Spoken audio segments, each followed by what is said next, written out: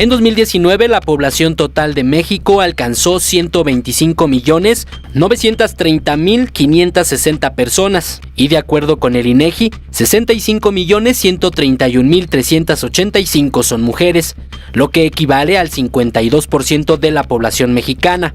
De acuerdo con la Encuesta Nacional de Ocupación y Empleo, realizada en 2019, el 77% de la población femenina en el país es mayor de 15 años, es decir, 49.826.894 personas. Sin embargo, solo el 45% de esta población busca participar en el mercado laboral del país. Las estadísticas revelan que las mujeres mexicanas tienen mayor participación en el sector de servicios. En este rubro, el 65% de ellas se dedica a trabajos sociales y 59% labora en restaurantes o en servicios de alojamiento. En contraste, en el sector secundario las mujeres parecen no tener cabida. Únicamente un 4% de ellas labora en la industria de la construcción y apenas el 16% se ocupa en la industria extractiva y de la electricidad.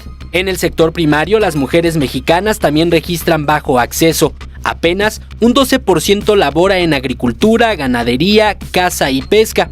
En pleno siglo XXI, las diferencias entre hombres y mujeres son todavía abismales. Por ejemplo, en materia de salarios, cifras del INEGI revelan que solo el 9.6% de las mujeres trabajadoras tienen ingresos de más de 3 salarios mínimos, mientras que para los hombres el porcentaje es de 14.5 puntos porcentuales.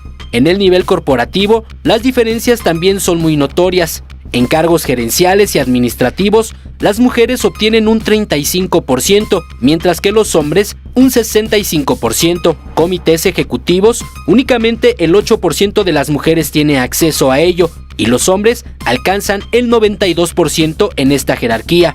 Estas cifras son muestras del camino que en México hace falta por recorrer, y es que todo parece indicar que pese al gran avance que se han tenido en materia de inclusión de género, la igualdad de oportunidades es todavía una cuenta pendiente en una sociedad patriarcal que se resiste a morir.